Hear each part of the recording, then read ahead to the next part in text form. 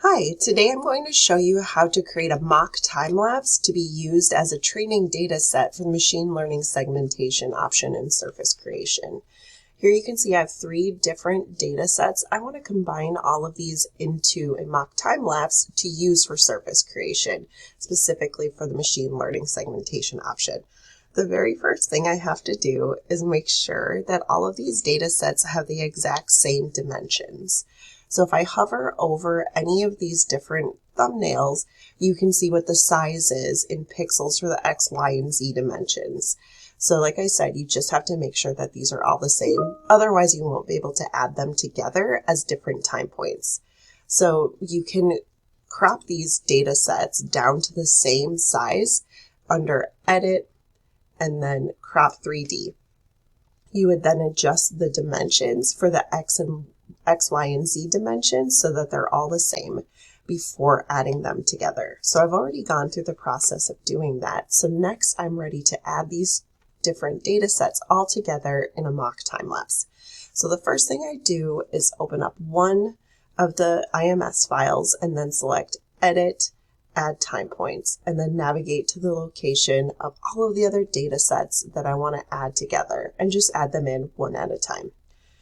So now you can see that I have 3 different time points, which are actually 3 different files. I'm then ready to use this mock time-lapse as my training data set. So the first thing I'll do is add a brand new surface.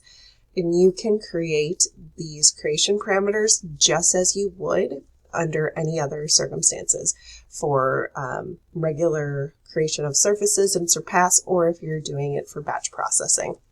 The biggest thing to remember and the biggest difference compared to how you would normally create creation parameters for a time-lapse data set is that we need to deselect the track surfaces over time option. If this was selected, we would only be able to apply these creation parameters to time-lapse data sets. So we just want to make sure that that option is deselected, and then you can go through and create your creation parameters exactly as you would under any other circumstance. You can see here that we have to save the file for the machine learning segmentation option to be selectable. So I'll just quickly hit the save button, and now I'm able to actually use this data set as my starting material for the machine learning segmentation option. And I can use all channels just like what I would be able to do under all other circumstances.